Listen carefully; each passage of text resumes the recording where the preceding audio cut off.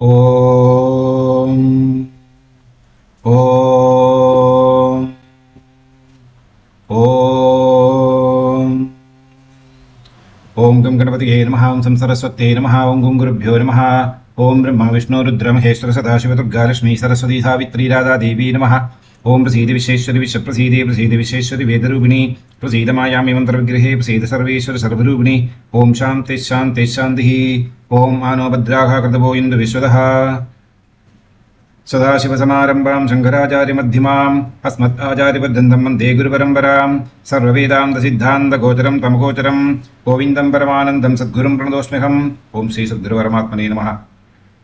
यदा यदा हि साधूनां दुःखं भवति दानवः तथा तेषां च रक्षार्थं देहं सन्धारयाम्यहम् अरूपायाश्च मे रूपा अजन्मायाश्च जन्म च सुराणां रक्षणार्थाय विद्युद्धैत्यविनिश्चितम् ओम ज्ञानिनामपि चेतांसि देवी भगवती हि सा बलादाकृष्य मोहाय महामाया प्रयच्छति दुर्गे स्मृता हरसि बीदिमशेषजन्तोः स्वस्ते हि स्मृता मतिमतीव शुभां दधासि दारिद्र्यदुःखभयहारिणिकात्वधन्या सर्वोपकारकरणाय सदार्थचित्ता सर्वमङ्गलमाङ्गल्ये शिवे सर्वार्थसाधिके शरण्ये त्र्यम्बिके गौरि नारायणि नमोऽस्तुते शरणागतदीनार्थपरित्राणपरायणे सर्वस्यात्तिहरे देवी नारायणि नमोऽस्तुते सर्वस्वरूपे सर्वेशे सर्वशक्ति समन्विते भयेभ्यस्त्राहिनो देवी दुर्गे देवी नमोऽस्तुते सर्वबाधाप्रशमनं त्रैलोक्यस्याखिलेश्वरि एवमेव त्वया कार्यम् अस्मत्तैर्विनाशनं लोकान्नशेषानवहंसि दुष्टाः दुष्टादुकामान् सकलानभीष्टान् त्वामाश्रितानां न विपन्नराणां त्वामाश्रिताह्याश्रयतां प्रयान्ति। பக்தகோடிகள் அனைவருக்கும் என்னுடைய நமஸ்காரம். அம்பாள் கருணையினாலையும் பகவத் பாதர்களைப் போன்றதான மகா குருஜனங்களுடைய அனுகிரகத்தினாலையும் நாம் இப்பொழுது தேவி மகாத்மியம் என்கிறதான மகா ஸ்தோத்திரத்தினுடைய அர்த்த மகாத்மங்களை தெரிந்து கொள்கிறோம். இதற்கு முன்னே சத்சங்கத்தில் நவாங்கத்தில் 8வது அங்கம் தியானம் என்கிறதான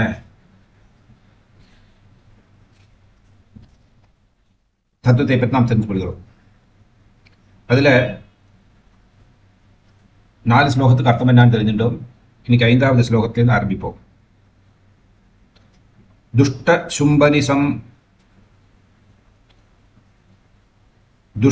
சும்ப நிசும்பமர்த்தினி நந்திதாமர வந்திதே, நந்திதா அமர வந்திதே இப்படி சொல்லிக்கலாம். விசிஷ்ட பத்ரயது பிஷ்டபத்ரய துஷ்டிகாரிணி பத்ரகாளி நமோஸ்துதே. துஷ்டசும்ப நிசும்பமர்தினி நந்திதாமர வந்திதே பிஷ்டபத்ரய துஷ்டிகாரிணி பத்ரகாளி நமோஸ்துதே. துஷ்டசும்ப நிசும்பமர்தினி, துஷ்டர்களான சும்பன் நிசும்பன் போன்ற 2 அரக்கர்களையும் மர்தனம் செய்தவள், துவம்சம் செய்தவள்.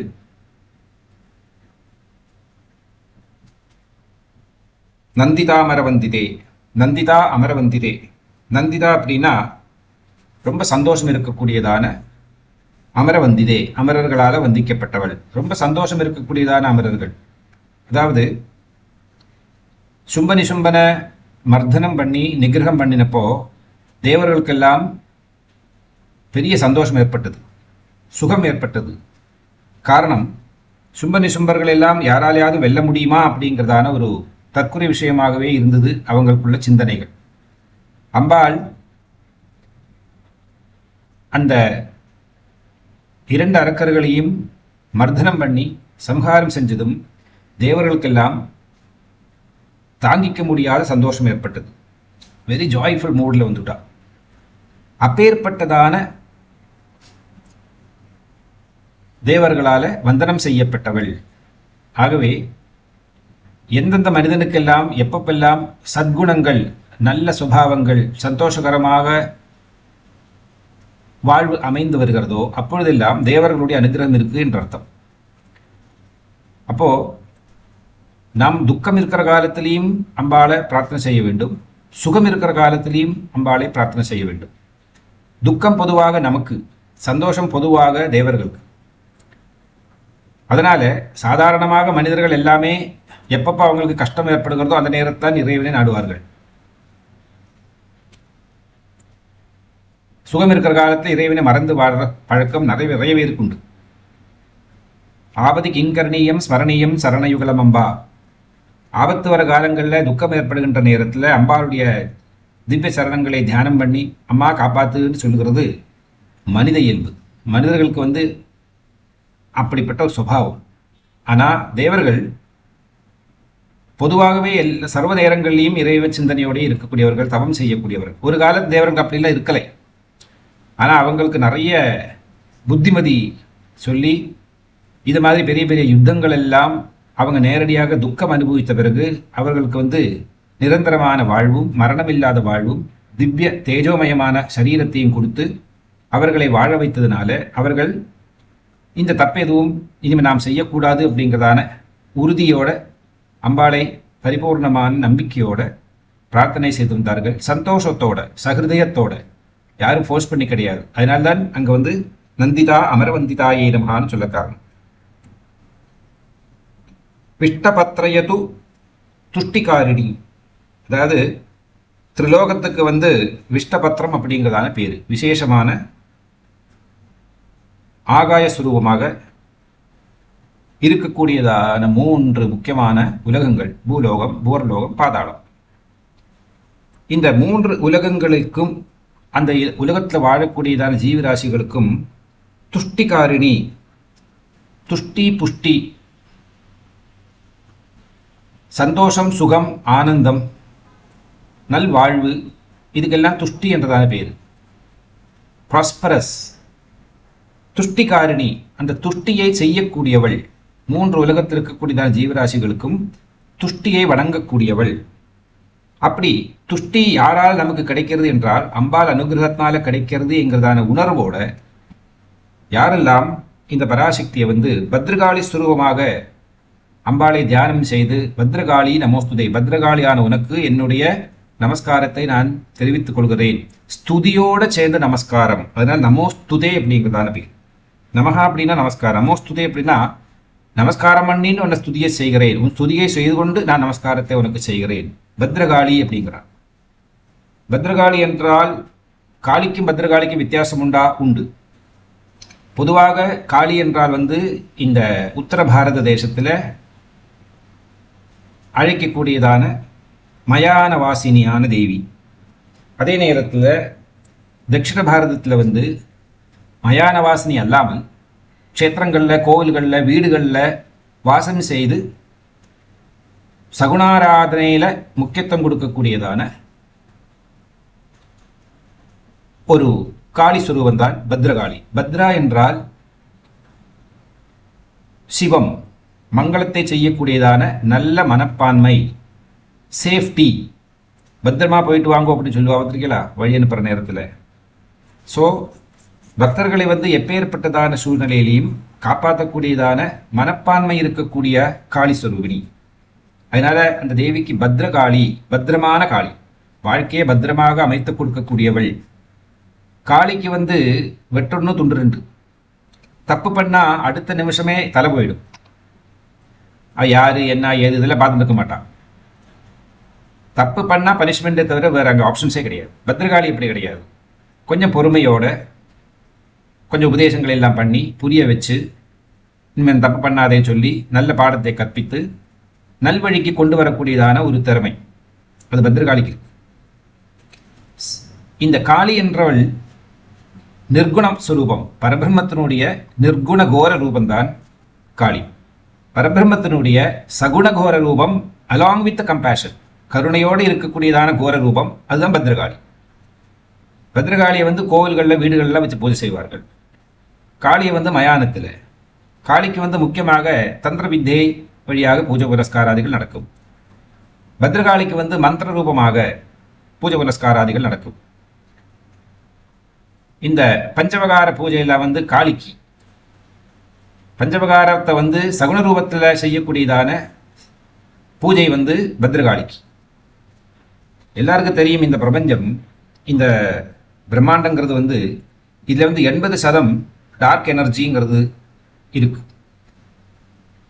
அதில் ஒயிட் எனர்ஜி அப்படிங்கிறதான நல்ல எனர்ஜி 20% தான் இருக்குது.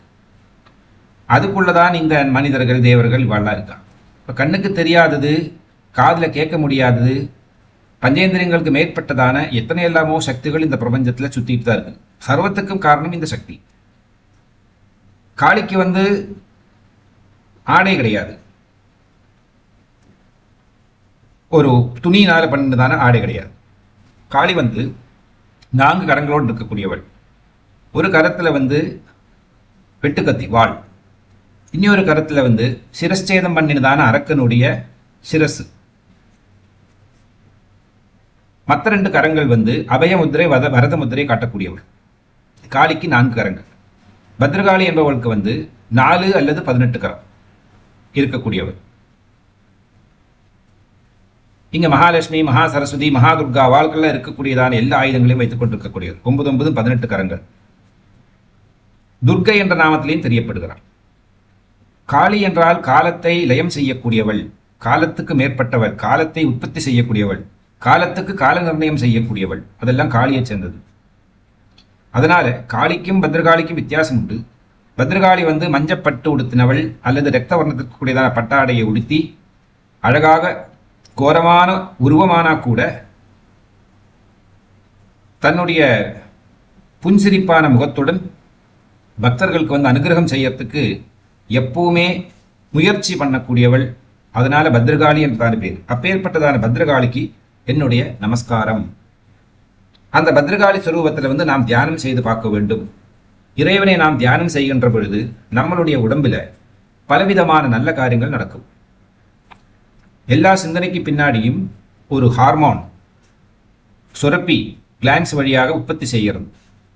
அதுதான் நமக்கு சந்தோஷத்தையும் சுகத்தையும் ஆனந்தத்தையும் தூக்கத்தையும் தூக்கம் இல்லாமல் செய்வதையும் எல்லாத்துக்கும் காரணம் இந்த ஹார்மோன்ஸ் அண்ட் உள்ள சுரக்கக்கூடியதான இந்த கிரந்திகள். சத்விஷயங்களை நினைத்து பார்க்குற நேரத்தில் சத் விஷயங்களுக்கு உதவுகின்றதான திரவியத்தை சுரக்கிறது. துஷ்ட விசாரத்துடன் துஷ்ட கர்மாவை சேர்த்து துர்மார்க்கத்தில் இருக்கிறதான துர்ச்சிந்தனையில் இருக்கக்கூடியவர்களுக்கு எல்லாருக்குமே எப்பொழுதும் உடம்புக்குள்ள அந்த துஷ்ட சிந்தனைக்கு தேவையான உணவான திரவியத்தை தான் சுரக்கும். அதுவும் நம்ம உடம்புக்குள்ளதான் இருக்கு. ஸோ நல்லதும் கெட்டதும் ரெண்டுமே நம்ம உடம்புக்குள்ள இருக்குது. நாம் எதை தூண்டி விடுகிறோமோ அது ஆக்டிவேட் ஆகும். அதனால எப்பொழுதுமே இறைவனை மனசில் தியானம் பண்ணி 2 கண்களையும் திறந்து பார்க்குற எல்லா இடத்துலையும் நம் இஷ்ட தேவதையினுடைய உருவத்தை தரிசனம் செய்யக்கூடியதான ஒரு வாய்ப்பு அல்லது ஒரு பரிச்சயம், இந்த திராணி தேவை. அதுக்குத்தான் மகான்கள் பலவிதமான தியான ஸ்லோகங்களில் இறைவனுடைய பலவிதமான ரூபங்களை தியானம் செய்து நம்மளுடைய இந்த சாதா உடம்புக்கும் மனம் என்கிறதான உடம்புக்கும் ஜீவாத்மா என்கிறதான உடம்புக்கும் எல்லா விதமான உடம்பினுடைய செயல்பாடுக்கும் நல்லதே நடக்கும்படியான அளவுக்கு இந்த மந்திரங்கள் உதவுகிறது. அப்படி 5வது ஸ்லோகத்தில் துஷ்ட சும்ப நிசும்பமர்த்தினி நந்திதாமர வந்திதே விஷ்டபத்ரயது துஷ்டிகாரிணி பத்ரகாளி நமோஸ்துதே. அடுத்ததாக 6வது ஸ்லோகம். இங்க துர்காலட்சுமி சரஸ்வதி தேவியை எந்தெந்த நேரங்களில் எப்படியெல்லாம் பக்த ஜனங்கள் வந்தனம் செய்ய வேண்டும், தியானம் செய்ய வேண்டும், நமஸ்காரம் செய்ய வேண்டும் என்பதை பற்றி சொல்லுகிறார். லக்ஷ்மி பிரதான சமயே நவவித்ருமாபாம் வித்யா பிரதான சமயே சரபிந்து சுப்ராம் வித்வேஷி வர்க்க விஜயேபி தமால நீலாம் தேவீம் திரிலோக ஜனனீம் சரணம் பிரபத்யே. லக்ஷ்மி பிரதான சமயே, லக்ஷ்மி தேவியினுடைய அனுகிரகம் கிடைக்க வேண்டும் அல்லது லக்ஷ்மி தேவியை தியானம் செய்கின்ற பொழுது அல்லது லக்ஷ்மி பிரதான சமயே, உலகத்தில் சமயம் 2 விதம். ஒன்று பிரதான சமயம், இனி ஒன்று அப்பிரதான சமயம். பிரதான சமயத்திலையும் அப்பிரதான சமயத்துக்குள்ளதான மகாத்மியம் என்ன அப்படின்னா, பிரதான சமயம்ங்கிறது நமக்கு ஃபேவரபிளான காலம் அல்லது நாம் செய்கின்ற ஒரு செயலில் இருந்து நமக்கு நல்ல குணங்கள், நல்ல லாபம் கிடைக்கும்படியான ஒரு செயலாக மாற வேண்டும், இல்லைன்னா செயலினுடைய பலன் அந்த மாதிரி அமைய வேண்டும் என்பது ஒரு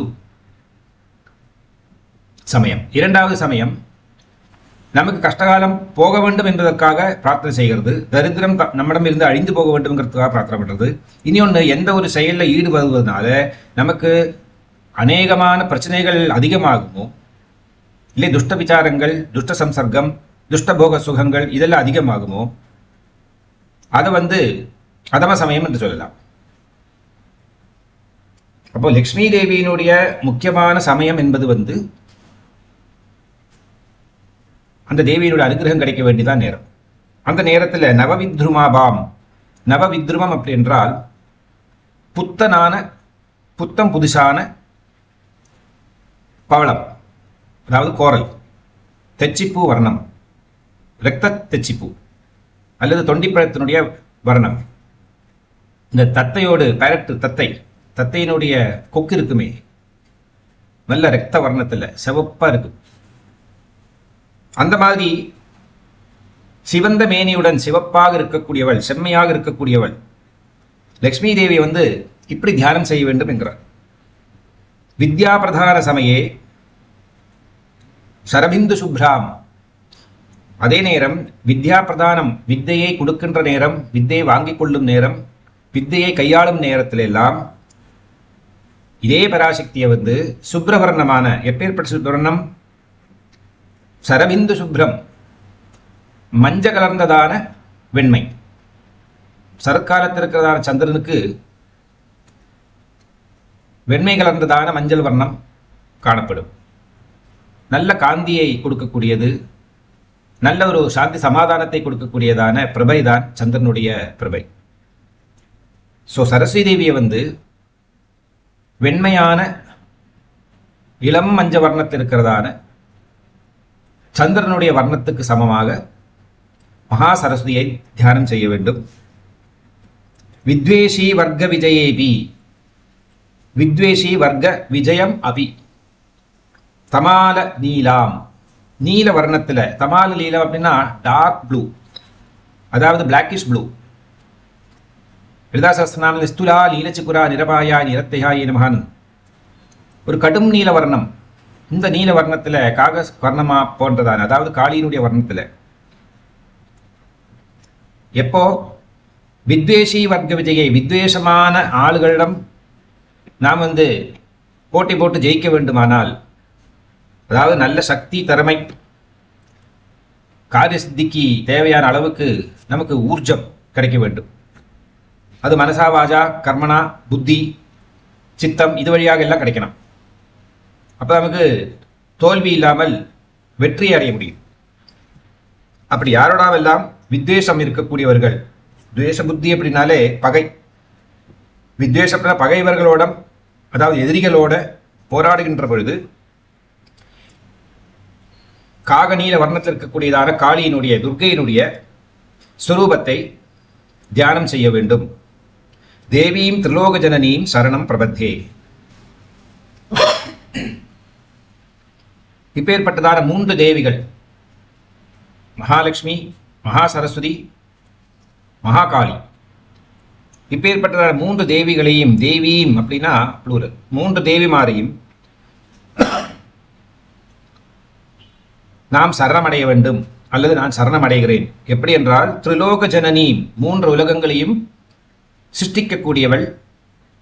சிருஷ்டி மட்டுமல்ல, சிருஷ்டிக்கு பிறகு அவர்களுக்கு தேவையான பக்ஷ போஷங்களை கொடுத்து அவர்களை பெருசாக்கி ஜென்மத்தினுடைய உத்தேசத்தை அடையும் வரை கட்டி காப்பாற்றுகின்றதான ஒரு திவ்யமான தாய் தேவி. ஆகவே திரிலோக ஜனனீம் சரணம் பிரபத்தே. இந்த 3 உலகங்களையும் பிறக்க வைக்கக்கூடியதான அந்த தேவிக்கு என்னுடைய நமஸ்காரம்.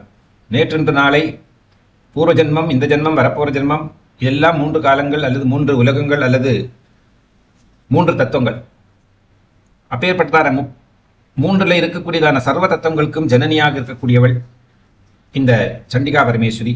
அந்த தேவியிடம் நாம் சரணம் அடைகிறேன், சரணம் பிரபத்தே. 6வது ஸ்லோகம். சந்திரஹாசம் திரிசூலம் ச சங்க சக்கர கதாஸ்ததா தனுர்பாணம் ச முசலம் பிங்களம் முஷ்டிமேவச்சா. சந்திரஹாசம் என்பது பரமேஸ்வரனோடு ஒரு முக்கியமான ஆயுதம். பரமேஸ்வரன்கிட்ட ஏராளமான எல்லா ஆயுதங்களும் பரமேஸ்வரன்கிட்ட இருந்தது தான். அதில் சந்திரஹாசம் என்கிறது ரொம்ப முக்கியமானது. சந்திரன் சிரிப்பது போல இருக்கிறதான ஆகிருத்தியோடு இருக்கக்கூடியது சந்திரஹாசம். அது வால் ரூபத்தில் வேற என்னெல்லாமோ ஆகிருதி எல்லாம் ஓரோ சினிமாவிலையும் டிராமாவிலாம் காட்டி ஜனங்களுக்கு எல்லாமோ இது அப்படி கிடையாது. மூன்றாவது பிறை என்று அந்த திங்கள் சந்திரன் எப்படி இருக்குமோ, அல்லது அந்த சந்திரன் வானத்தை பார்த்து சிரிக்கிறார் என்றால் எப்படி இருக்குமோ, அப்பேற்பட்டதான ஒரு உருவத்தில் தான் இந்த சந்திரஹாசம் என்பது உள்ளது. சந்திரஹாசம் என்கிறதான ஆயுதத்தை அம்பாள் தன் கரத்திலே ஏந்தி இருக்கக்கூடியவள். திரிசூலம் சா, திரிசூலத்தையும் வைத்துக் கொண்டிருக்காள் தேவி. திரிசூலம் முக்குணங்களை சொல்லுகிறது. முக்குணங்கள் தான் மனிதர்கள், அரக்கர்கள், தேவர்கள் என்றதான பிரிவை உருவாக்குறது. அதாவது சத்துவம், ரஜஸ், தமஸ் அப்படிங்கிறதான 3 குணங்கள் தான் நம்மளுடைய சுபாவங்களையும் நம்முடைய வரப்போறதான ஜென்மங்களுக்கும் காரணமாக இருக்கிறது. அப்பேற்பட்டதான அந்த 3 தத்துவங்களையும் கையாண்டதான மகாசக்தி என்பதனால அதுக்கு திரிசூலம் என்றதான பேரு. அப்படி சந்திரஹாசம் திரிசூலம் சா சங்க சக்கர கதாஸ்ததா, சங்கும் சக்கரத்தையும் கதையும் தன்னுடைய கரத்திலே வைத்துக் கொண்டிருக்கக்கூடியவள்.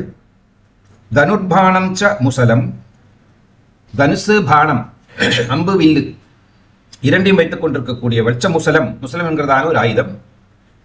பிங்களம் முஷ்டிமேவச்சா, இது எல்லாத்தையும் தன்னுடைய கரத்துக்குள்ள அடக்கி வைத்துக் கொண்டிருக்கக்கூடிய. முஷ்டி அப்படின்னா இந்த கரத்தை மடக்கினதான ஒரு முத்திரை, அதுதான் முஷ்டி முத்ரா.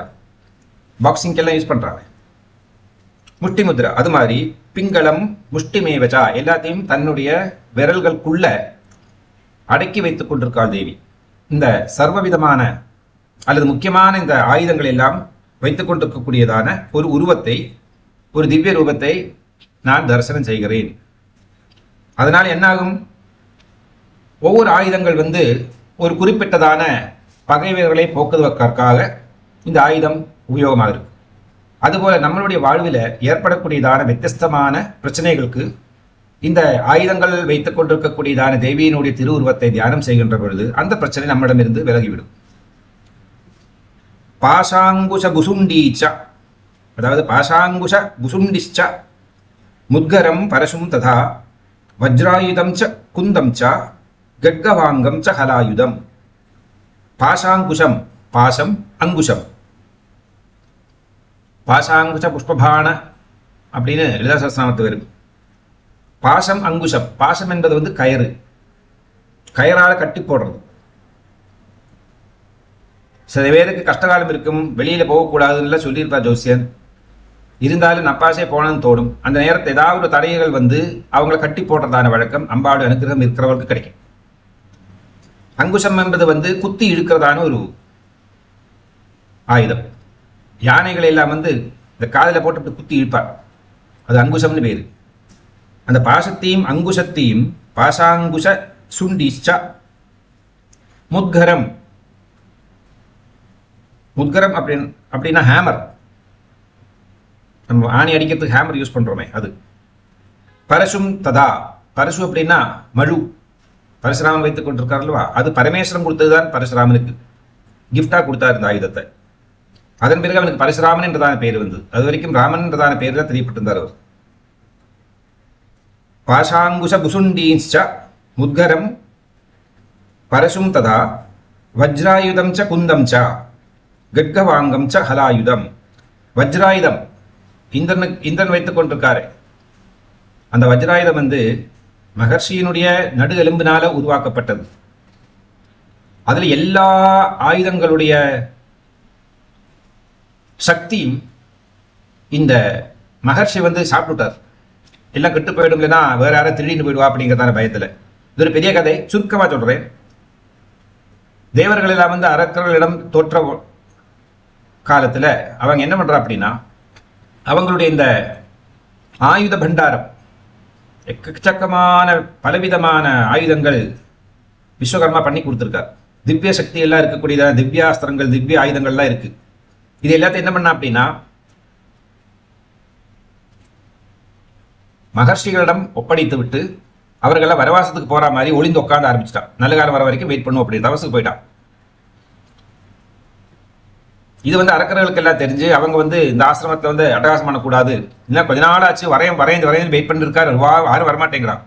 அவருக்கு சமாதி நிலையில போனோம், அவருடைய தபசு கலைஞ்சு போயிடும் இல்லைனா என்ன பண்ணாருன்னா அது எல்லாத்தையும் அந்த சர்வ ஆயுதங்களுடைய சக்தியும் தனக்குள்ளே அவர் சுவாகா பண்ணிட்டார். அவருக்கு அந்த சக்தி இருந்து அப்ப என்னாச்சுன்னா இந்த மகர்ஷியோட உடம்புக்குள்ள எல்லா விதமான திவ்ய சஸ்திராஸ்திரங்களுடைய சக்தி போயிடுது. இனிமே இவர்கிட்ட இருந்து அந்த ஆயுதத்தை உண்டாக்கி ஆகணும். ஸோ பரமேஸ்வரனுடைய பரமபக்தன் அவருக்கு அனுகிரகத்தை கொடுத்து தேவர்களுடைய காரியத்துக்காக உம்முடைய நடு எடும்படுத்து இந்திரனுக்கு வஜ்ராயுதம் பண்ணி கொடுக்கலாம், அதுக்கு நீங்கள் ஒத்துழைக்க வேண்டும், உங்களுக்கு சாயுஜத்தை கொடுக்குறேன் அப்படின்னு பகவான் ப்ராமிஸ் பண்ணுறார். அதுபடி அவர் யோக தியானத்தில் உட்காந்து யோகாக்னினால தன்னோட உடம்பை எரித்து அந்த எடும்பை எடுத்து அது வஜ்ராயுதத்துக்கு சமமாகிறது, அதி கடினமானது, ரொம்ப சக்தி வாழ்ந்தது, எதையும் எதிர்த்து போராடக்கூடியதான தகுதி வாழ்ந்தது. அப்பேற்பட்டதான அந்த வஜ்ராயுதம், அந்த வஜ்ராயுதத்தினுடைய கண்டக்டிவிட்டி, அதுக்கு ஊர்ஜத்தை கொடுக்கக்கூடியதான சக்தி பரமேஸ்வரன் சக்தி கிட்ட தான் இருக்கு. அவங்க தான் இந்த எலும்புக்கு இந்த சக்தியை கொடுத்தார்கள். ஆகவே இந்திரனுக்கு முன்னாடியே இவர்களிடம் இந்த ஆயுதம் இருக்கு, அதுதான் வஜ்ராயுதம். அந்த வஜ்ராயுதம் குந்தம் குத்தத்துக்குள்ளதான உலகைக்கு, அதாவது குத்துறது ஒரு பெரிய வடி, அதனுடைய ஹெட்டலில் பாயிண்டடான ஒரு இரும்பு ஆணி ஆட்டமாக இருக்கும், அதுதான் குந்தம் குத்துறதுக்கு. அந்த ஆயுதத்தை வைத்துக் கொண்டிருக்கக்கூடியவள் சாதாரணமாக ஆணை, இந்த விலங்குகள் இவங்கெல்லாம் வர டைமில் அடுத்து குத்துற வழக்கம். கட்கவாங்கம் சஹலாயுதம், கட்கம் அப்படின்னா வாழு. கட்கமாலா ஸ்தோத்திரம்னு ஒன்று கேள்விப்பட்டிருப்பேன். பரமேஸ்வரன் பார்வதி தேவிக்கு உபதேசம் பண்ணுதான் கட்கமாலா ஸ்தோத்திரம். அந்த ஸ்தோத்திரத்தில் அபரிமிதமான சக்தி இருக்கக்கூடியதான மகாமந்திரங்கள் எல்லாம் இருக்கு. அது கட்கமாலான்னு பேரு. அப்படி வாழுனால உருவாக்கப்பட்டதான மாலை. அதை தவிர்த்து ஹலாயுதம் அப்படின்னா இந்த உழுவர்கள்லாம் உபயோகப்படுத்தக்கூடியதான கலப்பை. நம்ம இவர் வச்சுருக்காரு பல்ராமர், அதுதான் ஹலாயுதம். அந்த ஆயுதத்தை வைத்துக் கொண்டிருக்கக்கூடியவள். இந்த உருவத்தில் நான் தியானம் செய்கிறேன் பராசக்தியே அப்படின்னு. துணீரம் சூரிகாம் முத்ராம் தோமரம் பானபாத்திரகம் பட்டசம் தண்டநாகம் ச குந்ததந்தௌ ததைவச்சா. துணீரம் சூரிகாம் முத்ராம், ரொம்ப ஷார்ப்பான பாயிண்டட் அஸ்திரங்கள், அம்புகள் எல்லாம் துணியில் வச்சுருக்கா. எதில் அப்படின்னா இந்த அம்புகள் எல்லாம் போட்டு வைக்கிறதான இந்த கூடைக்கு பேர் துணி. அந்த துணீரத்துக்குள்ள டிஸ்ட்ரக்டிவ் வெப்பன்ஸ், மந்திரத்தை சொன்னா போரும் அது ஆக்டிவேட் ஆகிடும். அப்பேற்பட்டதான பலவிதமான திவ்ய அஸ்திரங்களை எல்லாம் வைத்துக்கொண்டு முத்ராம் தோமரம் பானபாத்திரகம், இந்த அடையாளங்கள் எல்லாம் இருக்கக்கூடியதான அஸ்திரங்கள். நம்ம சினிமா எல்லாம் பார்த்துருப்போம். சந்திரகலையாட்டமாக ஒரு அஸ்திரம், வாலாட்டமாக ஒரு அஸ்திரம், நாகம் ஃப்ரண்ட்டில் தலையில் இருக்கிற மாதிரி அஸ்திரம், கருடனுடைய முகம் இருக்கக்கூடியதான அஸ்திரம், இப்படியெல்லாம் விதவிதமான முத்திரைகள் இருக்கக்கூடியதான அஸ்திரங்களை எல்லாம் நாம் பார்த்துருப்போம். அப்பேற்பட்டதான பலவிதமான அஸ்திரங்களை எல்லாம் தோமரம் பானபாத்திரகம், தோமரம் அப்படிங்கிறதான ஆயுதம், பான பாத்திரம் குடிக்கிறதுக்குள்ளதான ஒரு பாத்திரம். எதை குடிக்கிறா இந்த இடத்துல தேவி? மது, தேன், அப்புறமா பனையிலிருந்து இருக்கக்கூடியதான பனைமரம் இருக்கு, பனைமரத்தில் இருக்கக்கூடியதான கல், அதுபோலவே உதிரம், ரத்தம், இதையெல்லாம் காளி குடிச்ச அட்டகாசத்தை பண்றான் அந்த யுத்த பூமியில. அப்பேற்பட்டதான தேவிய பட்டசம் தண்டநாகம் ச, நாகங்களை எல்லாம் பலவிதமான விஷத்தன்மை இருக்கக்கூடியதான கோரமான நாகங்கள் எல்லாம் கரங்களிலையும் தோல்லையும் இடுப்பிலையும் பாதத்திலையும் எல்லாம் கட்டின்னு இருக்கக்கூடியதான ஒரு உருவம். குந்ததந்தௌ ததைவச்சா, குந்த தந்தங்கள், குந்தம் போன்றதான தந்தங்கள், பற்கள். இந்த கோரமான அந்த டிராகுலாக்கெல்லாம் பார்த்துருப்போம் அல்லவா, பல்லு ரெண்டு பல்லு மட்டும் கீழே வெளியே தூங்கிட்டு இருக்குவேன். காளியினுடைய சித்திரப்படத்துல எல்லாம் பார்த்துருக்க வாய்ப்பு உண்டு, 2 பற்கள் மேலே தூங்கிட்டு. அதே மாதிரி சிங்கத்தினுடைய 2 பற்கள் நரசிம்மாவதாரத்தை பார்த்தா தெரியுவாங்க. இப்படி வெளியில தள்ளி இருக்கக்கூடியதான 2 ப்ரிட்ரூடிங்காக இருக்கக்கூடியதான 2 தம்சங்கள் எல்லாருக்கும் இருக்கு, மனிதர்களுக்கு இருக்காது. மனிதருக்கான சின்ன லெவலில் இருக்கும், அது சுருங்கி இருக்கு. இந்த தன்மை யாருக்கு வேணுமோ, ரத்தத்தை உறிஞ்சி கொடுக்கிற அளவுக்கு அல்லது கடினமான பச்சை இறைச்சியை கடிச்சு தின்னுங்கிறதுக்கு இல்லைன்னா கடியினாலேயே கொல்லக்கூடியதான விலங்குகள், இவர்களுக்கெல்லாம் இந்த 2 பல்லுகள் வெளியே தூங்கியிருக்கு. அப்பேற்பட்டதான குந்தம் போன்றதான தந்தௌ ததைவச்சா, இப்பேற்பட்டதான ஒரு உருவத்தில் இருக்கிறதான மகாகாளியை நான் தியானம் செய்கிறேன். தர்ப்பணம் ருத்ரவீனாம் ச பிருகத் துவா த்ரிம்சதோஸ்தலாம்.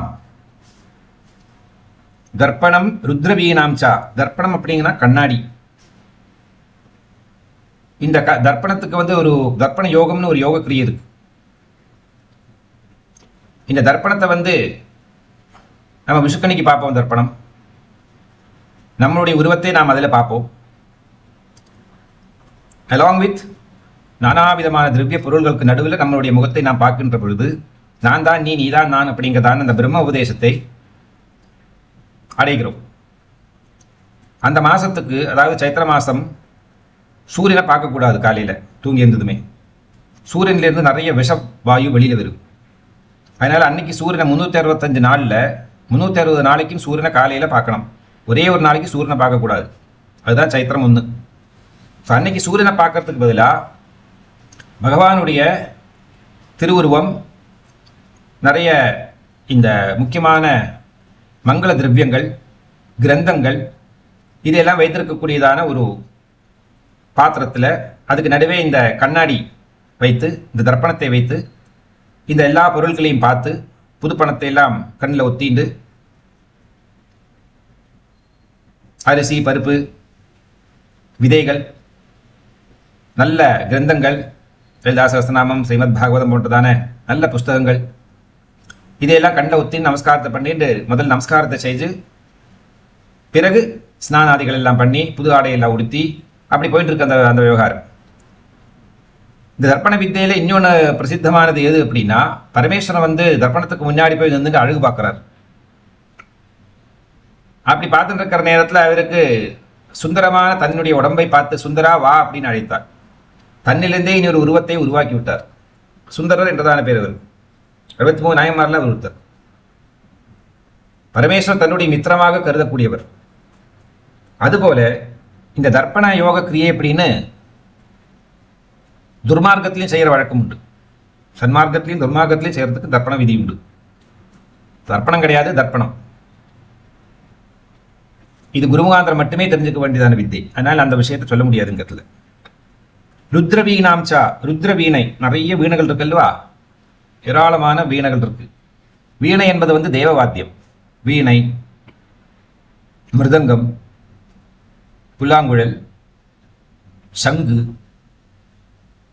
மத்தளம், இதில் தெய்வவாத்தியங்கள். மற்றதெல்லாம் தெய்வவாத்தியங்கள் அல்லாது அப்படி வச்சுருவோம். அவசர வாத்தியங்கள் நம்ம சொல்ல வேண்டாம். வீணையில் ரொம்ப சிறந்தவர்கள் வீணை மீட்டுறதுக்கு பரமேஸ்வரன், அவருடைய சிஷ்யான சரஸ்வதி தேவி, மாதங்கி தேவி, ராவணன், அகஸ்தியர், ஹனுமான், நாரதர், கிருஷ்ண பரமாத்மா, ராகவேந்திர சுவாமி, ஹனுமான், இவர்கள்லாம் பெரிய சிறந்த மேதைகள் வீணை வாசிக்கிறதுல. அதில் ருத்ர வீணைங்கிறதான ஒரு வீணை இருக்கு. ருத்ர வீணை நான் நிறைய பார்த்துருக்கேன். இந்த சிட்டி பாபு எடுத்துட்டு வருவார். அவர் பெரிய வீணை ஸ்பெஷலிஸ்ட், பிளேயர். சில இடங்கள் நான் பார்த்துருக்கேன். வீணையில் பலவிதமான தரத்தில் இருக்கு வீணை. அப்படி ஒரு ருத்ர வீணையை வைத்துக் கொண்டிருக்கக்கூடியவள் ருத்ரவீணாம்சா பிபிருத் விபத் அப்படின்னா கையில ஏந்தி கொண்டிருக்கக்கூடியது, பிடிச்சிருக்கக்கூடியது. துவாத்ரிம்சதோஸ்தகாம் பிபித் துவாத்ரிம்சதோஸ்தலாம், ஒட்டின்னு இருக்கக்கூடியது. எது ஒட்டின்னு இருக்கு? பல்லு தான் ஒட்டின்னு இருக்கு நம்ம உடம்புல. அஃப்கோர்ஸ் நகம் ஒட்டின்னு இருக்கு, மயிர் ஒட்டின்னு இருக்கு, பல்லுதான் ஒட்டின்னு தான் கொட்ட ஒட்ட வச்சுத. ஆனால் அம்பாளுடைய இந்த 32 வரி பல்லு இருக்கே, அதாவது 16 + 16, அதனால்தான் துவாத்ரிம்சம் அப்படின்னு சொல்லியிருக்கார். 32 பற்கள் முட்டாட்டமா இருக்கு, முல்லை மட்டு போன்றது. 16 மேல் வரி, 16 கீழ் வரி. இந்த 16 என்பது ஷோடசாட்சரி மந்திரத்தினுடைய உருவம். அந்த ஷோடசாட்சரி மந்திரத்தினுடைய பிரதிபலனம் அதுதான் மேலையும் கீழியமாக இருக்கிறது. அதுபோலவே 32 காய்கனிகள் இருக்கு. 64 வித்தைகள்ல 32 வித்தைகள் ரொம்ப சிறந்த வித்தைகள். இப்படி 32க்கு ஏராளமான மகாத்மியம் உண்டு. அதனால 32 பற்கள் சோபிதமாக இருக்கக்கூடியதான அந்த திருவதனத்தை எப்படி பார்க்கலாம்? பத்மராக பிரபாம் தேவியும், பத்மராகத்தினுடைய பிரபை போன்றதான அழகோட சோபிக்கக்கூடியவரான தேவியை பார்க்க வேண்டும். பத்மராகம் என்றால் மாணிக்கத்துக்கும் பத்மராகம் என்று பேருண்டு, மஞ்ச புஷ்பராகத்துக்கும் பத்மராகம் என்றதான பேருண்டு. அப்படி பத்மராக பிரபாம் அப்படின்னா அம்பாளுடைய கண்ணம் எல்லாம் பத்மராக கல்லு போல பிரகாசமாகவும் திருடமாகவும் இருந்தது அப்படின்னு லலிதா சஹஸ்ரநாமத்தை வியாக்கியானம். பத்மராக பிரபை போல இருக்கக்கூடியதான தேவியை பாலார்க்க கிரணம், பாலார்க்க கிரணாருணாம். பால அர்க்கன் என்றால் உதய சூரியன், குழந்தை சூரியன். உத்தித்பானு சகசிராபா சதுர்பாகு சமன்விதாயி நமஹ லலிதா சஹஸ்ரநாமத்தில். அருணாம் கருணா தரங்கிதாட்சி நிருத பாஷாங்கு புஷ்பமான ஜாபாம்னு லலிதா சஹஸ்ரநாமத்தில். இந்த பால அர்க்கனுடைய அருண வர்ணத்துல, சிவப்பு வர்ணத்துல இந்த மாணிக்கத்தினுடைய வர்ணம் சேருகின்ற பொழுது என்ன ஒரு பிரபை இருக்குமோ அதுபோல சோபிக்கக்கூடியதான தேவி சக்தியை நான் மனசுல தியானம் செய்கிறேன். 11வது ஸ்லோகம். ரக்தவஸ்திர பரீதானாம் ரக்தமால்யானுலேபனாம் தசபாதாம்புஜாம் தேவீம் தசமண்டல பூரிதாம். ரக்தவஸ்திர பரீதானாம், ரக்த வஸ்திரத்தை உடுத்தின்னு இருக்கக்கூடியவள், ரக்த வர்ணத்தில் இருக்கக்கூடியதான வஸ்திரத்தை ஆடையாக உடுத்தி கொண்டிருக்கக்கூடியதான அந்த சண்டிகா பரமேஸ்வரியை நான் தியானம் செய்கிறேன். ரக்தமால்யானுலேபனாம், ரக்தமால்யானுலேபனாம் அப்படின்னா ரக்த மால்யங்களால, அதாவது புஷ்பங்களால, ரக்த வர்ணத்தில் இருக்கக்கூடியதான புஷ்பங்களால கோர்த்த மாலையை தரித்து கொண்டிருக்கக்கூடியவள். அது மட்டுமல்லாமல் உடம்புல ரத்த சந்தனத்தை பூசிக்கொண்டிருக்காள். ரத்த லேபனம், ரத்த சந்தனத்தை தன்னுடைய உடம்புல தன்னுடைய தோழிமாரான 64 கோடி யோகினி கணங்களும் பலவிதமான உபச்சாரங்களை அம்பாளுக்கு செய்கிறார். அதுல இந்த சந்தனம், ரத்த சந்தனத்தை அஷ்ட வாசன பொருட்களை சேர்த்து அந்த பேஸ்ட் உருவாக்குறா, லேபனத்தை உருவாக்கி அதை எடுத்து அம்பாளுடைய உடம்புல எல்லாம் தேய்ச்சி கொடுக்குறா. கப கப கபனா மணக்கும். நான் எவ்வளவு சாதனா காலங்களில் அம்பாள் அப்படி இந்த மாதிரி ரத்த சந்தனத்தால், மஞ்சள் வர்ணத்திற்குதான சந்தனத்தினால, கோபி சந்தனத்தினால எல்லாம் அப்படி தேய்ச்சி கையை கால எல்லாம் தேய்ச்சி விடுவேன் நிறைய. என்ன ஒரு சுகம், என்ன ஒரு ஆனந்தம். அது பண்ணுற நேரத்தில் நமக்கு ரத்த சந்தனத்துடைய மனம் வரும். அப்படியெல்லாம் அந்த ஆனந்தத்தை அனுபவிச்சதான ஒரு காலம். அதுபோல இங்க என்ன சொல்லியிருக்கா? ரக்தவஸ்திர பரீதானாம் ரக்தமால்யானுலேபனாம். அந்த ரத்த சந்திரத்தால பூசப்பட்டதான அந்த உடம்ப தசபதாம்புஜாம் தேவீம், தசபதாம்புஜங்கள், பாதத்தினுடைய அம்புஜம், பாதம் அப்படின்னா அம்பாளுடைய பாதங்கள்ல 5 விரல் இந்த பக்கம், 5 விரல் அந்த பக்கம், அப்படி 10 தாமரைகள் பூத்து நிற்கிற மாதிரி இருக்கிறதான அம்பாளுடைய திருவடிகள். அதை நான் தியானம் செய்கிறேன். தேவீம் தசமண்டல பூரிதாம், 10 மண்டலங்களுக்கும் வியாபிதமாக இருக்கக்கூடியதான அம்பாளுடைய இந்த பத்மராக பிரபாம் பாலார்க்க கிரணாருணாம் அப்படிங்கிறதான உருவத்தில் தச திக்குகளையும், தசமண்டலம் என்பதான பெயர், மண்டலங்கள் ஏராளமான மண்டலங்கள் உண்டு.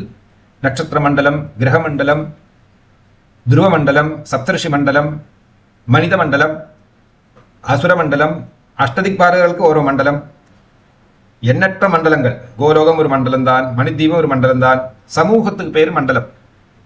அதனால தச திக்குகளுக்கு தசமண்டல பூரிதாம் அப்படின்னு, அஷ்ட திக்குக்கும் மேலேயும் கீழே மண்ணும்னா 10 மண்டலங்கள் ஆச்சு, அல்லது 10 உலகம் ஆகிறது, அல்லது 10 திக்குகள் ஆகிறது. அப்பேற்பட்டதான இந்த தசமண்டலங்களிலேயும் வியாபித்திருக்கக்கூடியதான மகா தேஜஸ்வியான அந்த பராசக்தியை நான் தியானம் செய்கிறேன். தசானனாம் திரிநேத்ராம் ச சமுன்னத பயோதராம் ஏவம் தியாயேன் மகாஜ்வாலாம் மகிஷாசுர மர்தினீம். தசானனாம் திரிநேத்ராம் ச, தசானனம் அப்படின்னா 10 விதமான முகங்கள் இருக்கக்கூடியவள், தசமகா வித்யாரூபிணியானவள்.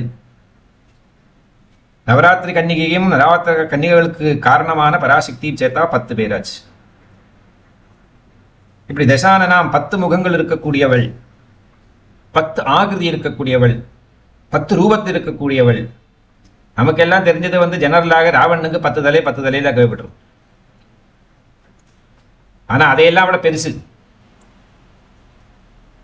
பஞ்ச பிராணன் பஞ்ச உபப்பிராணன் சேர்த்தா 10, 5 கர்மேந்திரியம் 5 ஞானேந்திரியம் சேர்த்தா தசேந்திரியங்களாச்சு. இது மாதிரி நிறைய விஷயங்கள்.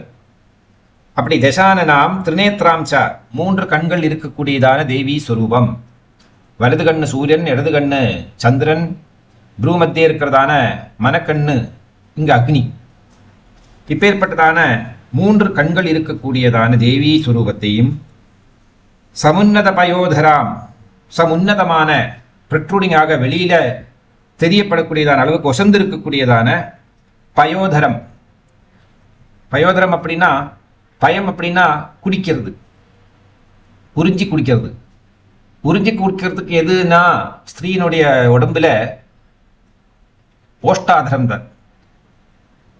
ஓஷ்டாதரம், ஸ்தனம், இதில் தான் உறிஞ்சி குடிக்கக்கூடியதான பொருள்கள். இங்க அதரம் என்பது காமாசக்தியையும், இல்லை ஆமா, அதரம் என்பது காமாசக்தியையும், ஓஷ்டம் என்பது பக்தி சக்தியையும் கொடுக்கிறது. ஓஷ்டம் பக்தியை ஊட்டும், அதரம் காமத்தை ஊட்டும். சிவம் சக்தி வடிவத்தில் நாம் இங்கெல்லாம் மாதஸ்வரூபத்தில் பார்க்குறோம். ஒரு சாதா பெண்ணனுடைய அதரபானத்தை பற்றியெல்லாம் அங்கே பேசலை. அதெல்லாம் வெரி வெரி லோ லெவல். அதனால தான் அம்பாள் உபாசனையில் கொஞ்சம் மெச்சூரிட்டி தேவைன்னு சொல்ல காரணம். சமுன்னதமான பயோதராம் 2-3 விதத்தில் எடுத்துக்கலாம் அந்த இடத்துல அர்த்தம். ஒன்று, அந்த ஓஷ்டாதரத்தினுடைய அழகை நாம் சிந்தனை செய்து பார்க்க வேண்டும். அந்த நவவித்ருமாம் சொன்னோம் அல்லவா, அதே மாதிரி லலிதா சஹஸ்ரநாமத்தை வியாக்கியானம் பண்ணியிருக்கிற மாதிரி அம்பாளுடைய அந்த உதடு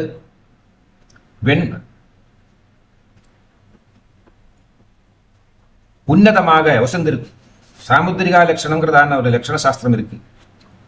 சாமுத்திரிகா சாஸ்திரத்தில் உதடுகள் எப்படி இருக்க வேண்டும், காதுகள் எப்படி இருக்க வேண்டும், கண்கள் எப்படி இருக்க வேண்டும், எல்லாம் வெளியில பார்க்கறது எல்லாம் எடுத்து உள்ளே இருக்கிறது எப்படி இருக்கு சொல்ல முடியுமா? சாமுத்திரிகா சாஸ்திரத்துக்கு ஒரு பெரிய கதையே இருக்கு. எப்படி சமுத்திரராஜனால் எழுதப்பட்டது அப்படின்னு. கைலாயத்தில் ஒரு தடவை பதிவு போலவே இருக்கிறதான அண்ணா தம்பி சண்டை, முருகனுக்கும் கணபதிக்கும். முருகப்பெருமான் பார்த்தார், ஞான பண்டிதன், எல்லா ஞானத்துக்கும் ஒரு கிரந்தம் இருக்க வேண்டும் எதிர்பார்த்தவர். அதனால இந்த பிறவி கொடுக்கக்கூடியதான ஜீவராசிகளுடைய சரீரம் எப்படியெல்லாம் இருக்க வேண்டும், அந்த சரீரம் எப்படியெல்லாம் இருந்தா அவங்க என்னென்ன குணத்தை ரெப்ரசென்ட் பண்றா அப்படிங்கிற விஷயத்த ஆராய்ந்து அவர் ஒரு கந்தம் எழுதுன தீர்மானம் பண்ணார். எழுத ஆரம்பிச்சிட்டார் முருகர். ஏடுகளில் எழுதி எழுதி எழுதி வைக்கிறார். தலை எப்படி இருந்தா, கண்கள் எப்படி இருந்தா, நெத்தியில நவகிரகங்கள் நம்ம கைப்பத்தியில பார்க்குற மாதிரியே கைசேகா சாஸ்திரத்துல நவகிரகங்களுடைய பொசிஷன் பார்க்குற நெத்தியிலையும் உண்டு. முகலட்சணம் அப்படிங்கிறதானது உண்டு. நாசிகா துவாரம், நாசிகா துவாரத்துக்கும் ஓஷ்டத்துக்கும் இருக்கிறதான கேப்பு, காதுகள், கண்கள் எத்தனை நீளமாக பெருசாக இருக்கு, மான்களுடைய அச்சு மாதிரி இருக்கா கண்கள், இல்லை பயந்தாங்குழியோட அச்சுகளாக இருக்கா, அப்படிலாம் நிறைய இருக்கு. இந்த சாமுத்திரிகா லட்சணத்தில் எழுதப்படாத ஒரு ரகசியம் இல்லை. அதில் முருகப்பெருமான் எழுதினார். இது எழுதின்ற டைமில் கணபதி வரார். சேஷ்டை பண்ணக்கூடியவர், விளையாட்டுத்தனம் அதிகம்.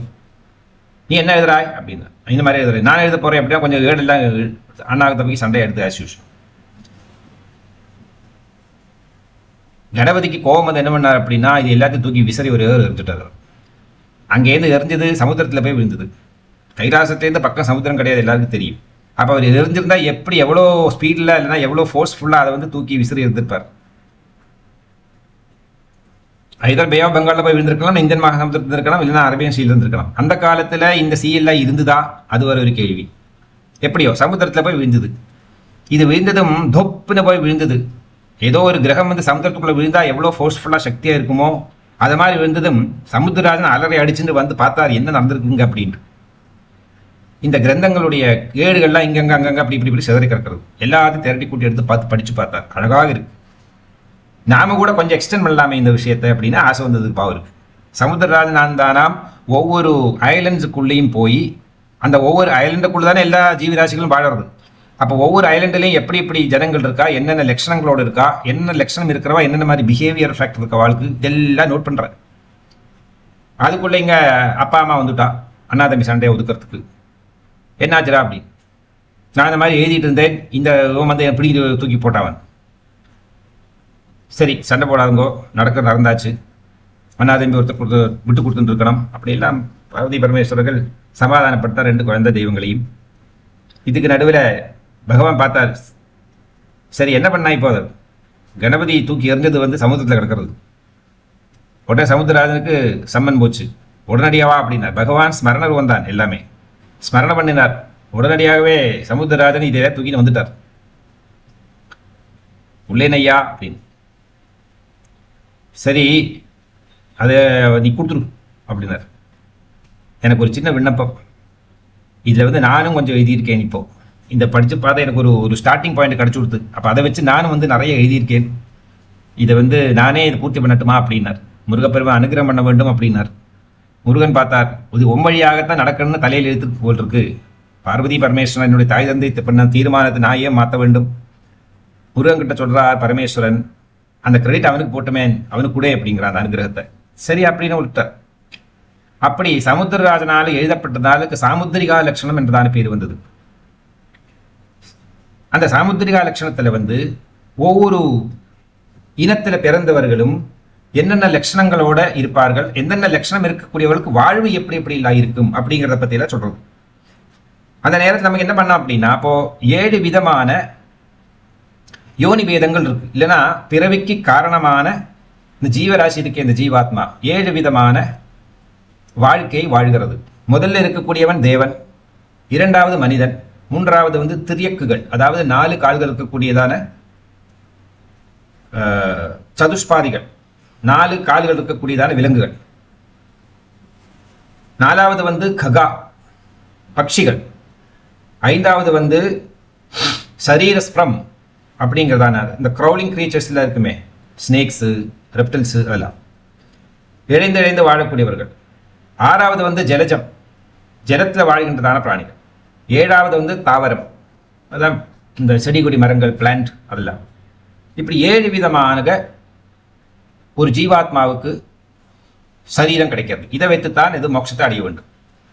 இதுல மனிதர்களுக்கு ஒருவனுக்கு மட்டும்தான் தேவனாகவும் மோட்சத்தையும் அடைய முடியும், வேற யாராலையும் முடியாது. மற்றவங்கெல்லாம் ஸ்டெப் பை ஸ்டெப் அந்தந்த பொசிஷன்லேருந்து ப்ரொமோஷன் ஆகி வந்து இந்த லெவலுக்கு வரணும், மனுஷனுடைய உடம்புக்கு வரணும். அந்த மனுஷனோட உடம்பை வந்ததுக்கு அப்புறமா தான் அவனுக்கு மோட்சம் முக்திங்கிறதுக்கு வந்து அப்ளை பண்ணுறதுக்குள்ள அதிகாரமே வருது. அப்படி தேவனாக வேண்டும், அப்படி ஃபர்தர் பரமாத்மாவில் ஐக்கியமாக வேண்டும். தேவனாய் சொர்க்கத்தில் வாழலாம். நிறைய மனிதர்கள் இந்த சொர்க்கத்தில் வாழணுங்கிறதான ஆசையை விட்டுறா. அதுக்கு தான் சன்னியாசம் அப்படிங்கிறதான ஒரு ஆசிரமத்தை பகவான் கிரியேட் பண்ணி வச்சிருக்கார், விரக்தியை உண்டாக்குறதுக்காக. சுகபோகங்கள் சாஸ்வதம் அல்லாதது அப்படிங்கிறதான உணர்வை பரிபூர்ணமாக தெரிந்து கொள்வதற்கு தான் இந்த வானப்பிரஸ்தவம், பிக்ஷு அப்படிங்கிறதான சன்னியாச வாழ்க்கை. அதனால் சொர்க்கத்தில் ஆசைப்பட மாட்டாவா. அவள் வந்து மோட்சம் போரும் முக்தி போரும் எனக்கு பகவானுடைய பாதங்களில் சரணாகதி அடையக்கூடியதான ஒரு மனப்பான்மை வந்து எனக்கு சாயுஜ்ய பதவியை கொடுக்க வேண்டும் என்று கேட்டுக்கொள்வார்கள். அதனால மனிதர்கள் சில நேரங்கள் தேவர்களை விட உசந்தவர்களாயிடுவார். இந்த எண்ணங்கள் இருக்கக்கூடியவர்கள். இந்த 7 இனங்கள் 7 விதத்தில் பிறக்கிறது. அதுக்கு 3 + 4, அதாவது 4 யோனிகள் ஒரு டைப்பு. அது வந்து சாதா யோனிகள். 3 யோனிகள் வந்து ரொம்ப பிராதானியம் இருக்கக்கூடியவர்கள், ரொம்ப சிறப்படைந்ததான யோனிகள். அப்போ சாதா யோனிகளை பற்றி நம்ம தெரிஞ்சுப்போம். முதல்ல இந்த 4 பேர். ஒன்று வந்து ஜராயுஜம்னு பேர். ஜரை அப்படின்னா உடம்பு, அழிந்து போகக்கூடியதான உடம்பு. பெரிஷபிள் பாடி, மார்டல் பாடி அப்படின்னு சொல்லுவாங்க. அது இப்போ ஜராயுஜம், யுஜம் என்றால் பிறவி. ஜரை நரை இருக்கக்கூடியதான உடம்போட பிறக்கக்கூடியவர்கள், கர்ப்பவாசம் பண்ணி கர்ப்பத்திலிருந்து வளர்ந்து பெருசாகி பிறக்கக்கூடியதான பிரஜைகளுக்கு பேர் ஜராயுஜம் அப்படிங்கிறதான ஒரு பிறப்பு. 2வது பிறப்பு அண்டஜம், முட்டைகள் வழியாக. கோழி, பாம்பு, ரெப்டில்ஸஸ் இல்லை நிறைய பேர் முட்டை போட்டு பிரசவம் பண்ணுறாங்க. ஆமை இருக்கு. அண்டஜம். 3வது ஸ்வேதஜம், வேர்வையிலிருந்து பிறக்கக்கூடியவர்கள். மூட்டைப்பூச்சி, கொசு, இது மாதிரி பல இனங்கள், பலவிதமான பாக்டீரியாஸ், இதெல்லாம் வந்து ஸ்வேதஜம், வேர்வையிலிருந்து உருவாகக்கூடியவர்கள். பரமேஸ்வரனுடைய வேர்வையிலிருந்து நிறைய அரக்கர்கள் உருவாயிருக்கா, புராண கதைகள் இருக்கு. அவங்க பண்ணின உபதிரவம் அட்டகாசம் இதே மாதிரி தான் இந்த கொசு கடிக்கிற மாதிரி தான், மூட்டை பூச்சி கடிக்கிற மாதிரி தான் இருக்கும் செய்திருக்கு மற்றவர்கள் லைஃப்பில். 4வதாக உத்பீஜம்னு பேர். தன்னிலிருந்தே தான் உற்பத்தி ஆகிறது. அதாவது இந்த சில செடி கொடி மரங்கள் எல்லாம் வந்து சும்மா கட் பண்ணி இந்த மண்ணில் இறக்கி வச்சுட்டா போயிடும், அது வளர்ந்து பெருசாகிடும். அதுலேருந்து வேறு வந்து அது ஆட்டோமேட்டிக்காக பெருசிடும். அது உத்பீஜம்னு பேர். வேர்கள் வழியாக எல்லாம் பிறக்கக்கூடியது. இது 4 யோனிகள். இது அப்பிரதானமானவர்கள். இது இன்னும் ரொம்ப பெரிய ஓஹோ கிடையாது, இப்படி பிறந்தால் ஆக வேண்ட வர வழியிலே அப்படின்னு. 3 முக்கியமான அதிப்பிராதானியம் இருக்கக்கூடியதான பிறவி யோனிகள் இருக்கு. ஒன்று வந்து மானசம். மானசம் அப்படின்னா இந்த தேவரிஷி போன்றதான் நாரதரை, சப்த ரிஷிகள், பிரம்மா வந்து நிறைய மானச புத்திரர்கள் எல்லாம் பிறக்க வைத்தார். அதெல்லாம் வந்து மானச ரூபத்தில் பிறக்கக்கூடியதான அவஸ்தை. 2வது இந்த அயோனிஜர்கள், கர்ப்பம் வழியாக அல்லாமல் பிறக்கக்கூடியவர்கள். மாந்தாத்தா மகர்ஷி கர்ப்பத்தில் பிறக்கலை, தொடை வழியாக வந்தவர். நிறைய பேர் இருக்கா. ஐயப்பன், அவர் வந்து யோனி ஜென்மம் கிடையாது. பராசக்தி எங்க பிறக்கிறதையும் எந்த அவதாரம் எடுத்து பிறக்கிறதையும் தோன்றவளே தவிர பிறக்க மாட்டான். அப்பேற்பட்டதான உத்தம பக்தனான ஹிமவானுக்கு கூட நல்ல அழகான ஒரு பத்மத்தில் இந்த அருணபிம்பம் போன்றதான பிரகாசத்தோட ஒரு குழந்தை வடிவத்திலே தோற்றமளித்தால் அந்த தேவியை எடுத்துக்கொண்டு போய் வளர்த்தான். பார்வதி என்கிறதான திருநாமத்தை சூட்டி அந்த குழந்தை வளர்ந்து வந்து பரமேஸ்வரனை திருமணம் பண்ணி நமக்கெல்லாம் தாய் தந்தை ஆகிவிட்டான். இது அயோனிஜம், யோனி வழியாக அல்லாமல் பிறக்கிறது. அடுத்ததாக ஸ்வேச்சா, சொந்தம் இச்சை. அதாவது அவதார புருஷர்கள், சில அவதார புருஷர்கள் வந்து அப்படியே தோன்றுவார்கள். அவளுக்கு கர்ப்பவாசங்கிறது ஒன்று கிடையவே கிடையாது. வேணாம்னா தோன்றிடுவார்கள், அப்படியே வேண்டாட்டா டிசப்பியர் ஆகிடுவா. Materialisation, dematerialisation. இந்த திருவண்ணாமலையில் கூட நிறைய சித்தர்கள்லாம் வந்து இந்த மாதிரி பண்ணுற வழக்கம் உண்டு. இப்படி 7 விதமான யோனி ஸ்தானங்கள், 7 விதமான சரீர ஸ்தானங்கள். இதில் இந்த 7 வந்து இந்த 7 யோனிகளும் 7 விதமான பிறவிகளும் துவாதசாதித்தர்கள் என்கிறதான 12 மாசத்து காலசக்கரத்தினுடைய அதாவது காலபுருஷனுடைய 12 அங்கங்கள் வழியாகத்தான் டிரான்சாக்ஷன் நடந்துகிட்டே இருக்கு. அதனால 7 குணம் 12, 7 12 84, 84 லட்சம் ஸ்பீஷியஸாக வகைகளில் இந்த பிரபஞ்சத்தில் ஜீவராசிகள் இருக்காங்க. அந்த 84 ஒருத்தருக்கும் 1 லட்சம் டைப்ஸ், சப்டிவிஷன்ஸ், அதை சேர்த்தா 84 லட்சம் ஆகும். அதில் ஒருவர்கள் தான் மனிதர்கள். தசானனாம் திரிநேத்ராம் ச சமுன்னத பயோதராம். அப்படி உடம்பில் இருக்கக்கூடியதான ஒரு பாட்டினுடைய லட்சணத்தில் இவ்வளோ தத்துவங்கள் நம்மளால் புரிஞ்சுக்க முடியும். அப்படின்னா மொத்த உடம்புல வந்து 365 நாள் இருக்கிற மாதிரி 360 முக்கியமான அங்கங்கள் நம்மளுடைய உடம்புக்குள்ளே இருக்கு. இதனால் அதுக்கு பேர் காலச்சக்கரம் என்றதான பேர் வந்தது. இது காலத்துக்கு ஏற்ற மாதிரி மாறிக்கொண்டே இருக்கக்கூடிய நம்மளுடைய உடம்புல, அது ரோமமாகட்டும், நகமாகட்டும், பல்லாகட்டும், மாம்சமாகட்டும், என்னவா எல்லாமா சேர்த்து 360 ஐட்டங்கள் சேர்ந்தா ஒரு உடம்பாகிறது.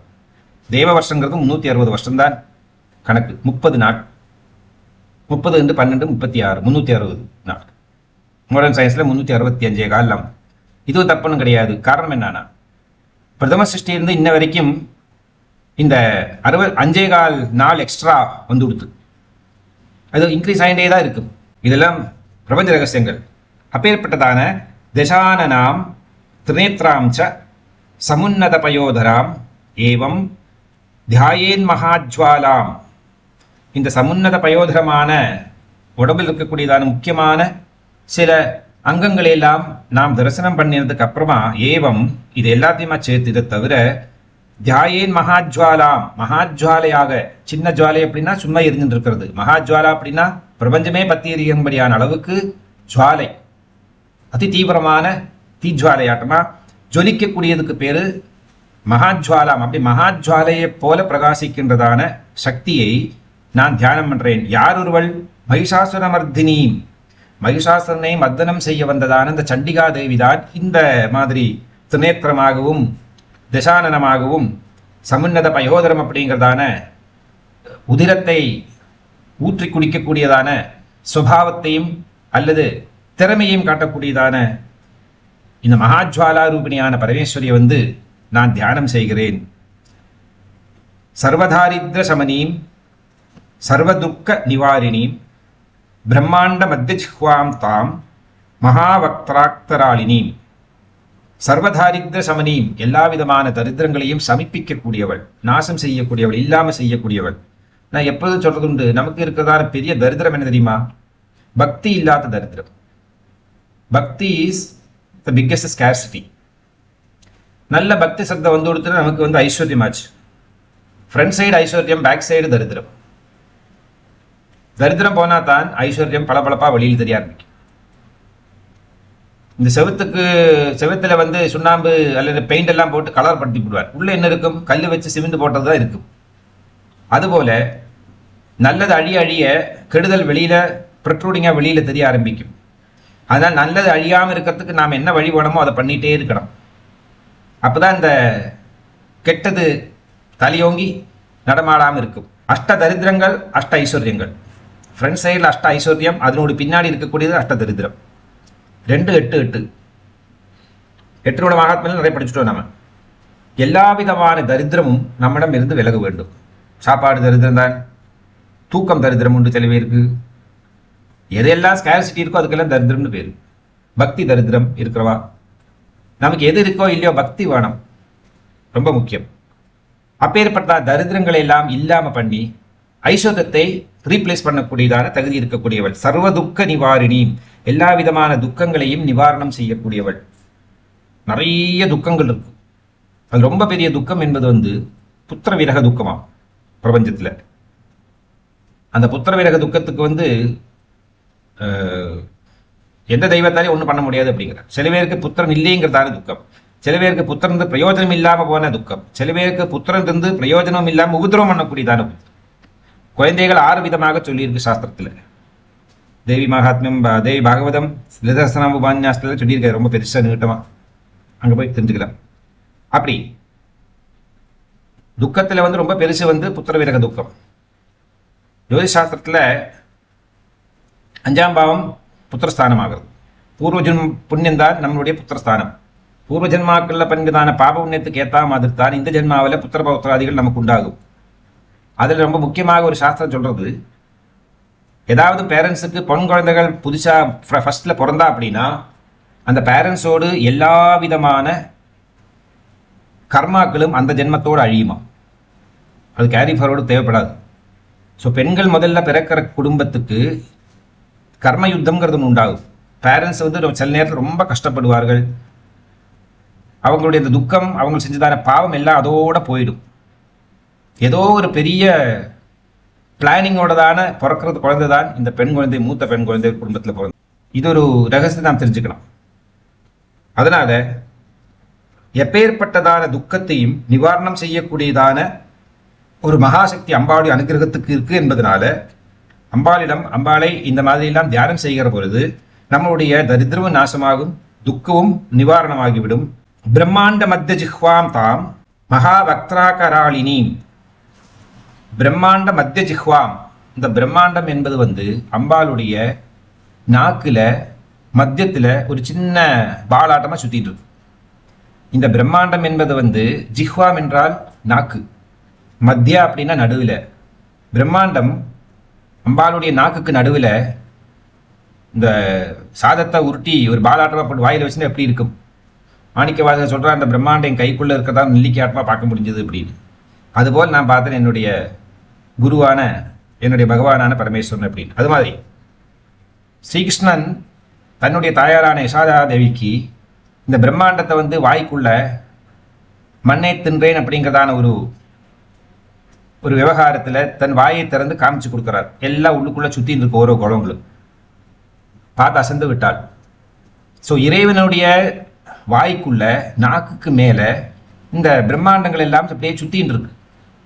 அப்பேற்பட்டதான ஒரு மகா உருவத்தில் இருக்கக்கூடியவள், பிரச்சண்டாத்மிகையாக இருக்கக்கூடியவள், பரபிரம்மஸ்வரூபிணியாக இருக்கக்கூடியவள், பிரம்மாண்டங்களை நாக்கிலையும் உதரத்திலையும் எல்லாம் வைத்து விளையாடக்கூடியவள்.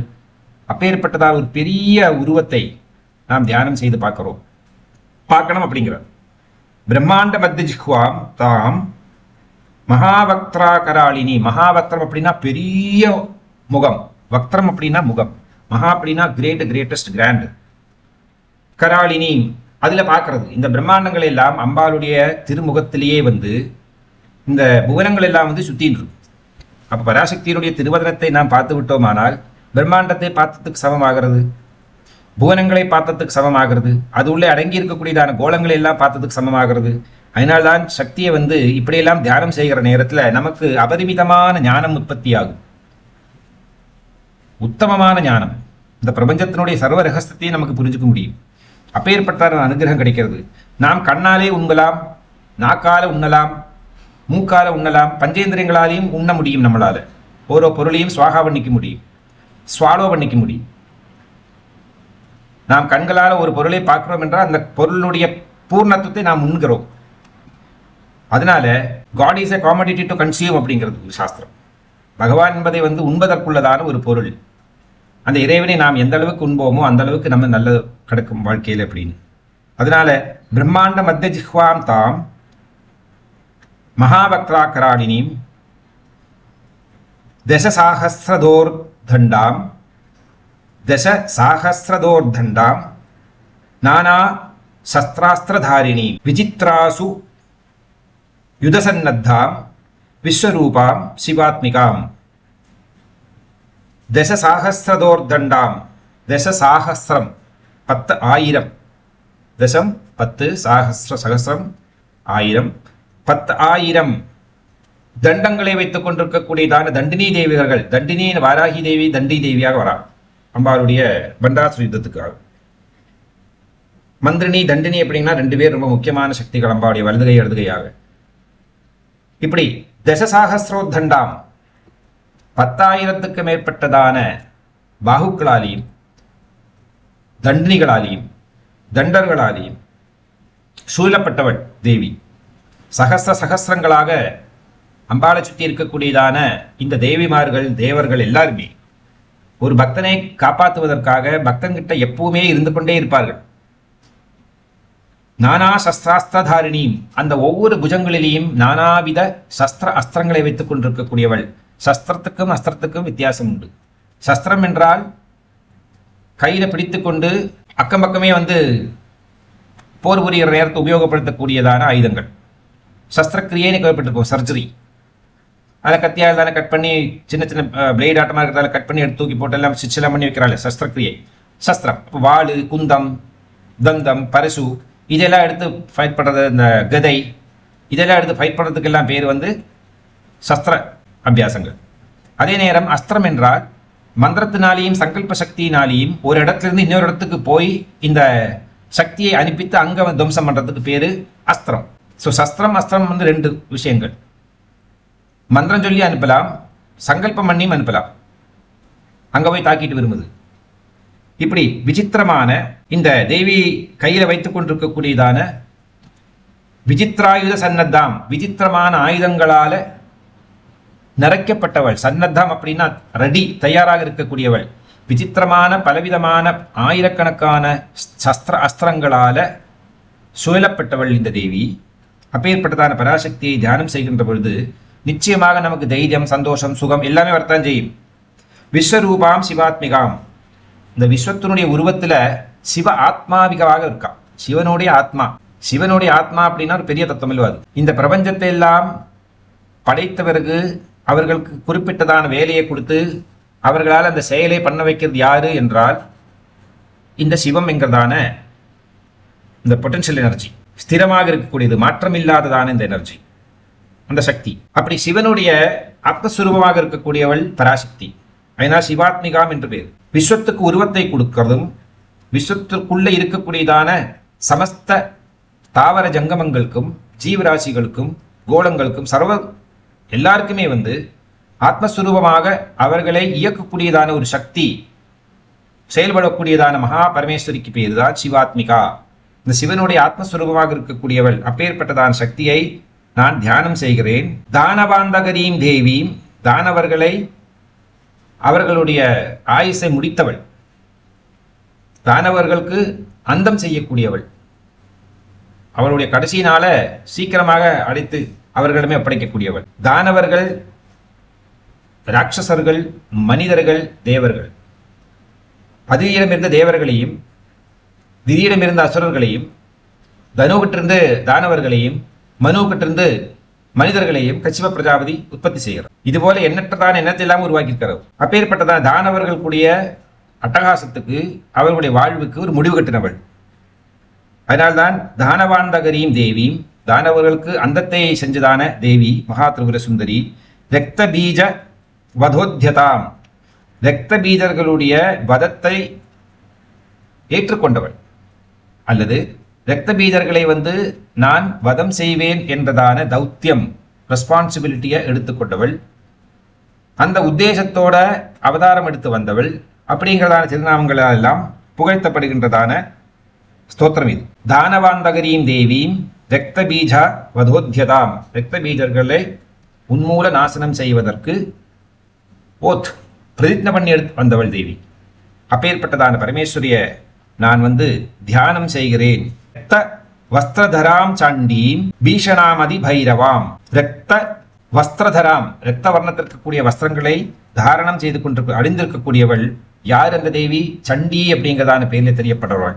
சண்டீம் பீஷணாமதி பைரவாம், பீஷணம் அப்படின்னா பயப்படுத்துறது, பயம் தோன்றுகின்றதான பைரவ ஸ்வரூபத்தில் இருக்கக்கூடியவள்.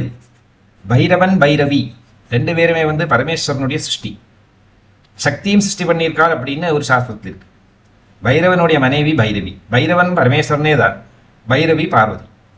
அதனால பைரவன் பைரவி என்றால் அந்த சிவனும் சக்தியுமே வந்து இன்னொரு உருவத்தில் இருக்கக்கூடியவர்கள். அந்த ரக்த வஸ்திரத்தை வந்து அடிந்திருக்கக்கூடியதான சண்டிகா பரமேஸ்வரியை தியானம் செஞ்ச பிறகு அதே நேரத்தில் பீஷணாமதி பைரவாம், பைரவ ஸ்வரூபத்திற்கிறதான பைரவ மூர்த்தியையும் நான் தியானம் செய்கிறேன். மேற்கொண்டு கத்துப்போம் அடுத்த வார சங்கத்தில்.